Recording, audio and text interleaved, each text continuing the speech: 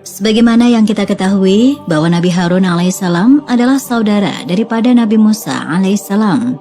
Ada perbedaan pendapat di kalangan para ahli sejarah. Ada yang mengatakan bahwa Nabi Harun adalah kakak kandung dari Nabi Musa.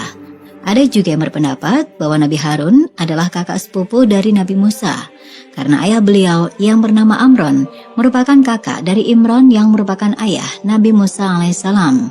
Sehingga Nabi Musa, Nabi Harun adalah saudara sepupu. Secara usia, Harun 3 tahun lebih tua daripada Nabi Musa alaihissalam. Tetapi kami lebih condong kepada pendapat yang mengatakan bahwa Nabi Harun adalah saudara kandung daripada Nabi Musa alaihissalam. Nabi Harun ini salah seorang nabi yang memiliki kepandaian dalam berbicara. Beliau adalah seorang orator, seorang diplomat dan pandai berdebat. Dan juga beliau sangat pandai merangkai kata-kata dalam bicara. Tetapi beliau memiliki sifat yang lebih lembut dibanding Nabi Musa. Nabi Musa lebih cenderung tegas. Adapun Nabi Harun vokal, tetapi beliau lebih memiliki kelembutan. Sehingga memang di kalangan Bani Israel, mereka lebih senangnya itu kepada Nabi Harun karena sifat dan sikap yang lebih lembut dibanding Nabi Musa yang lebih tegas. Nabi Musa alaihissalam, beliau merasa ketika diberikan perintah untuk berdakwah di depan Fir'aun, beliau merasa kurang mampu dalam berbicara. Sehingga ketika Allah memberikan perintah untuk berdakwah di depan Fir'aun, Nabi Musa bermohon kepada Allah, "Ya Allah, jadikan di antara keluargaku yang bisa mendampingiku dalam berdakwah di depan Fir'aun, yaitu Harun, saudaraku. Jadikan Harun ya Allah sebagai pendamping perjuanganku dalam berdakwah, baik menghadapi Fir'aun maupun menghadapi kaum Bani Israel." Permintaan Nabi Musa ini kita lihat dalam surah Toha ayat 29 dan 30. Maka Allah mengabulkan permohonan Nabi Musa alaihissalam. Kemudian diangkatlah Nabi Harun sebagai nabi untuk mendampingi dakwah Nabi Musa.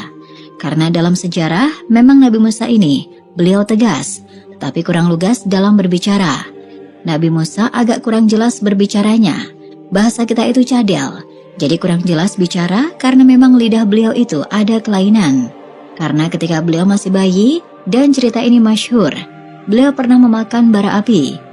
Karena Fir'aun itu kan bermimpi bahwa ada pemuda di kalangan Bani Israel yang akan menghancurkan kekuasaan Fir'aun. Pemuda itu akan menyumbangkan kerajaannya dan akan meruntuhkan istananya. Ini adalah mimpi Fir'aun. Sehingga Fir'aun takut dan bikin peraturan. Semua bayi laki-laki di kalangan Bani Israel harus dibunuh. Sehingga ibu Nabi Musa ini oleh Allah diberikan ilham untuk menghanyutkan Nabi Musa menggunakan peti di Sungai Nil. Pada saat itu peti Nabi Musa ini terikat oleh tali, namun kemudian terlepas dan hanyutlah peti Nabi Musa di Sungai Nil. Kebetulan sungai itu melintas pada kerajaan Fir'aun, istana Fir'aun. Nah, kebetulan juga di sana istri Fir'aun bernama Asiyah sedang mandi bersama dayang-dayangnya. Mereka lagi mandi, ternyata ada peti yang hanyut. Maka diambillah oleh dayang-dayangnya dan diberikan kepada Asiyah, istri Fir'aun. Maka ketika dibuka peti itu, kagetlah dia. Dalam peti ada seorang bayi yang begitu tampan, rupawan, maka diambil dan dibawa ke istana. Karena memang Asiyah belum memiliki anak juga. Ketemu sama Fir'aun di istana, ditanya sama Fir'aun, "Dapat dari mana bayi ini?" "Bayi ini hanya di Sungai Nil." "Coba kau lihat, bayi ini sangat tampan. Kalau engkau mau suamiku, kita angkat dia sebagai anak kita. Semoga anak ini menjadi penyejuk mata kita." Dijawab sama Fir'aun, "Matamu saja, mataku tidak." Kenapa? Karena Fir'aun melihat bahwa bayi ini adalah bayi Bani Israel. Fir'aun memerintahkan tentaranya untuk membunuh setiap bayi laki-laki Bani Israel yang lahir. Jadi mau dibunuh sama Fir'aun Musa kecil ini. Kata Asiyah, "Hei Fir'aun, jangan kau bunuh. Kalau kau cinta kepada aku, biarkan anak ini aku rawat, aku pelihara." Fir'aun ini begitu cinta kepada Asiyah, sehingga apapun yang diminta Asiyah itu dituruti. Akhirnya Nabi Musa dirawat sama Asiyah, dijadikan anak angkatnya. Kemudian Fir'aun ini bagaimanapun juga adalah bapak angkatnya. Maka sesekali dia juga mengasuh Musa kecil. Suatu hari Nabi Musa yang masih bayi ini digendong oleh Fir'aun, digendong-gendong di istana. Jadi sudah merupakan kodrat atau firasat bahwa Fir'aun akan menjadi musuhnya Nabi Musa. Ketika digendong Fir'aun, Musa yang masih bayi ini menarik jenggot Fir'aun. Tarik jenggotnya dengan kuat oleh Nabi Musa kecil. Fir'aun teriak sampai melotot kesakitan. Marahlah Fir'aun. Kemudian ditarik pedangnya mau dibunuh Musa kecil ini. Dari jauh Asyah teriak, "Hei Fir'aun, apa yang kau lakukan?" Kata Fir'aun, "Bayi ini kurang ajar. Tidak ada seorang pun yang berani menarik jenggotku kecuali bayi ini. Akan kubunuh dia." Dijawab sama Asyah, "Dia ini bayi, tidak ngerti apa-apa." Kata Fir'aun, "Jangan-jangan ini anak yang akan menghancurkan kekuasaanku. Kalau gitu aku akan tes bayi ini." Kemudian dipanggilnya Haman untuk membawa roti dan bara api. Musa bayi ini mau dihadapkan roti dan bara api. Kata Fir'aun, "Coba lihat Asyah, kalau bayi ini milih roti, artinya ini bayi ajaib. Maka aku akan penggal dia. Tapi kalau dia milihnya bara api, berarti bayi ini layaknya bayi-bayi pada umumnya. Dia nggak ngerti." Maka ketika Musa kecil dihadapkan roti dan bara api, Musa hampir saja mengambil roti di depannya. Namun Allah mengutus malaikat mengarahkan tangannya. Dibelokkan tangan Nabi Musa mengambil bara api. Kemudian dimakan sama Nabi Musa dan menjerit Musa kecil ini kesakitan. Kata Asyah, "Lihatlah apa yang kau lakukan.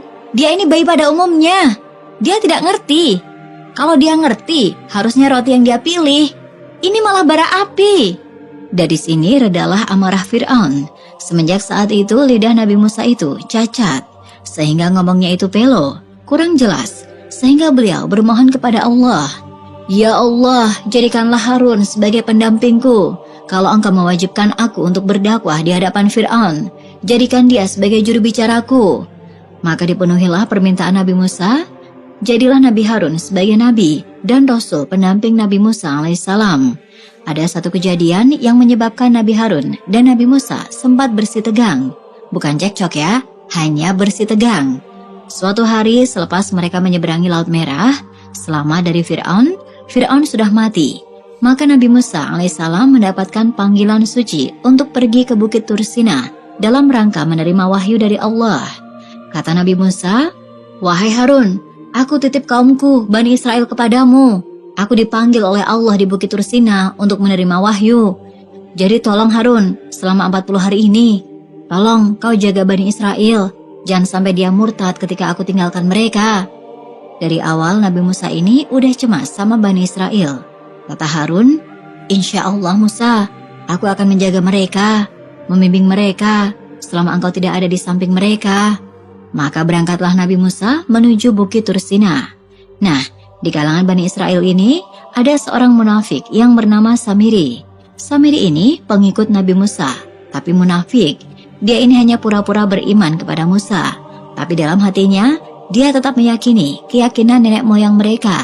Maka ketika Nabi Musa pergi untuk menerima wahyu, maka Samiri pun mulai menyesatkan Bani Israel. Samiri ini, dia ingin mengembalikan Bani Israel ini ke agama nenek moyang mereka, yaitu menyembah patung berhala. Samiri tidak mempedulikan Nabi Harun. Kata Samiri, "Harun mah gampang," kata dia. Dia orangnya tidak segalak Nabi Musa, jadi Samiri tidak takut. Kemudian Samiri ini membuat patung yang terbuat dari lapisan emas, yang menyerupai anak sapi. Kalau ada matahari, berkilau cahaya itu. Dan di mulut sapi ini dikasih lubang sampai ke duburnya, sehingga ketika ada angin lewat, patung itu mengeluarkan suara, mungkin seperti suara suling, sehingga angin kalau bertiup, patung ini akan menimbulkan suara. Dia letakkan patung itu di tempat yang terbuka. Kemudian dipanggilnya Bani Israel. "Hai, orang-orang Bani Israel, kesinilah, sembah Tuhan nenek moyang kalian. Musa lupa bahwasanya Tuhannya ada di sini. Patung ini bisa bicara. Lihatlah." Maka ketika angin bertiup, patung itu mendengingkan suara. "Lihat," kata Samiri. "Dia bukan cuma diam, tapi dia bisa bicara. Ini Tuhan kalian." Orang Bani Israel bodohnya luar biasa. Mereka tidak berpikir lagi, dan langsung saja mereka pada sujud. Mereka mohon kepada patung itu, ada minta uang, minta anak, macam-macam. Mereka datang beramai-ramai. Maka ketika Nabi Harun melihat itu, Nabi Harun mencegahnya. "Wahai saudaraku Bani Israel, kenapa kalian langgar sumpah kalian kepada Musa? Kalian sudah berjanji bahwa kalian akan menjaga iman kalian sampai Nabi Musa kembali ke sini. Kenapa kalian tiba-tiba berbondong-bondong menyembah patung ini? Tinggalkan, pergi kalian. Jangan sembah patung ini. Ini patung laknatullah. Ini benda bisa menyebabkan kalian kafir masuk neraka. Tinggalkan. Kata Bani Israel. Hei Harun, kau ngomong apa? Sudahlah, ini urusan kami. Ini adalah Tuhan yang ingin ditemui Nabi Musa. Jangan banyak omong. Kata Harun, wahai Bani Israel, aku diamanati oleh Musa untuk menjaga keimanan kalian. Jangan sampai kalian murtad kembali. Ingatlah kepada Allah yang telah menyelamatkan kalian dari Fir'aun. Jangan kalian menyekutukan Allah. Nanti Allah murka kepada kalian. Dan kalian bisa diazab dengan pedih. Diperingati setiap hari oleh Nabi Harun. Pagi, siang, sore, malam, tapi Samiri pun juga sama. Ia tiap hari mengajak mereka untuk berdoa kepada patung sapi emas itu. Wahai saudaraku Bani Israel, ini sesembahan nenek moyang kita. Hargai mereka. Sembahlah patung ini. Kasih sesembahan kepada Tuhan kalian. Jadi mereka tidak lagi mendengar Harun. Karena Harun orangnya lembut, tidak seperti Musa alaihissalam. Maka ketika Nabi Musa kembali dari Bukit Tursina dengan membawa alwah papan Taurat, ketika sampai di tempat beliau meninggalkan Bani Israel, maka kagetlah Nabi Musa melihat kaum Bani Israel. Lagi-lagi mereka menyembah patung sapi bikinan Samiri. Celaka kalian, kata Musa. Kenapa kalian sembah patung sapi ini? Maka Musa pun memanggil Harun, ditariknya juga Harun. Hei Harun, kenapa kau biarkan mereka menyembah patung sapi ini? Kata Harun, wahai Musa, kau jangan menyalahkanku. Dengarkan aku dulu. Yang membuat patung ini adalah Samiri. Setiap hari aku menghalau mereka, mengusir mereka dari tempat ini, mengajak mereka untuk kembali beriman kepada Allah. Tapi mereka tidak mempedulikanku. Kau tahu wahai Musa, aku tidak sekuat dirimu. Maka Musa pun memanggil Samiri. Hai Samiri, apa maksudmu membuat patung ini? Kata Samiri, wahai Musa, ini kan patung yang sudah disembah sejak zaman dahulu kala. Aku hanya membuat saja, dan mereka ternyata mau menyembah patung ini. Tapi ini dilarang oleh Allah, aku nggak tahu, kata Samiri. Kata Musa alaihissalam, kau harus saya hukum. Maka dihukumlah Samiri oleh Nabi Musa. Diusir Samiri dari kampung Bani Israel. Kemudian patung tadi dihancurkan oleh Nabi Musa alaihissalam. Dan kaum Bani Israel kembali diimankan oleh Nabi Musa alaihissalam. Ini adalah salah satu andil Nabi Harun alaihissalam dalam membantu dakwah Nabi Musa alaihissalam. Kemudian kisah wafatnya Nabi Harun ini cukup menyedihkan bagi Nabi Musa alaihissalam.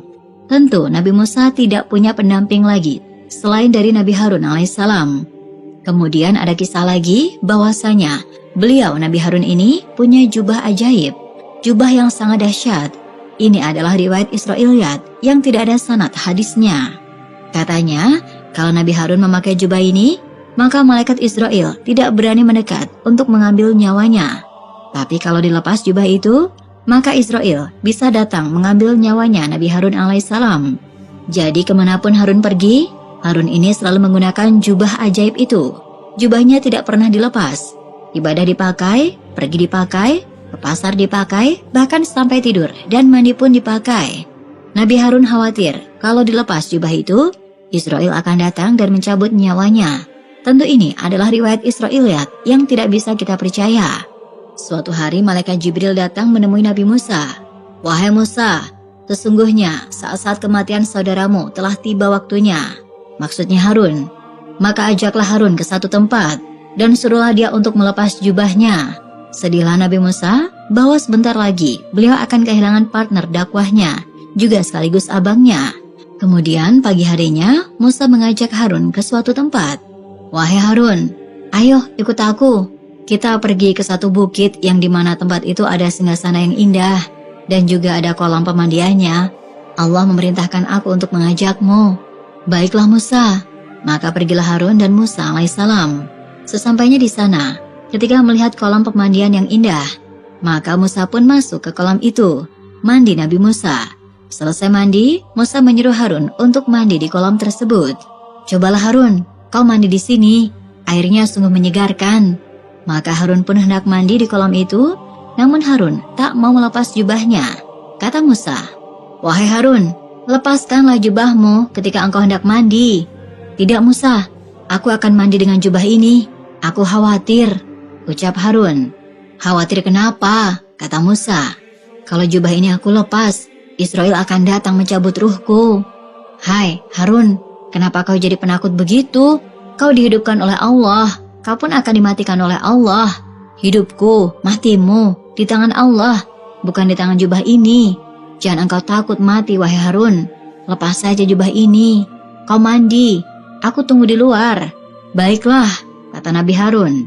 Maka Nabi Harun kemudian melepas jubah itu. Ketika dilepas jubahnya, dia menuju ke tempat pemandian dengan air yang sangat jernih. Nabi Musa menunggu di halaman luar singgasana itu sambil sedih. Ya Allah, hari ini Harun akan dicabut ruhnya. Tapi ini sudah menjadi takdirmu ya Allah. Aku terima. Maka ketika Nabi Harun habis mandi, beliau duduk sejenak. Kemudian beliau bersandar. Dan karena capek, beliau tidur. Di saat tidur itulah, datanglah malaikat maut di sampingnya. Kemudian malaikat maut mencabut ruh Nabi Harun. Tidak lama kemudian, Nabi Musa kembali masuk ke dalam untuk mengecek kondisi Harun. Begitu melihat Nabi Harun, saudaranya sudah terbujur kaku tanpa nyawa. Maka menangislah Nabi Musa alaihissalam. Dipeluk erat Nabi Harun. Walaupun Musa alaihissalam sudah tahu sebelumnya bahwa hari ini Nabi Harun akan diwafatkan, tapi tetap Musa alaihissalam merasa kehilangan saudaranya, sekaligus partnernya. Dipeluk erat Nabi Harun sambil menangis Nabi Musa. Selamat jalan saudaraku Harun. Sekarang kau telah berpindah ke tempat yang lebih baik daripada dunia ini. Kelak kita akan berjumpa di surganya Allah SWT. Itulah kisah Musa dan Harun. Jadi untuk kisah jubah Harun ini adalah kisah yang tidak ada sanadnya. Bahkan dikatakan kisah ini adalah kisah yang batil. Tidak mungkin Nabi Harun mandi, tidur, tidak melepas jubahnya. Itu tidak mungkin. Tentu seorang nabi pasti menjaga kebersihannya. Tidak mungkin jubah itu tidak dilepas-lepas. Wallahu alam. Wassalamualaikum warahmatullahi wabarakatuh.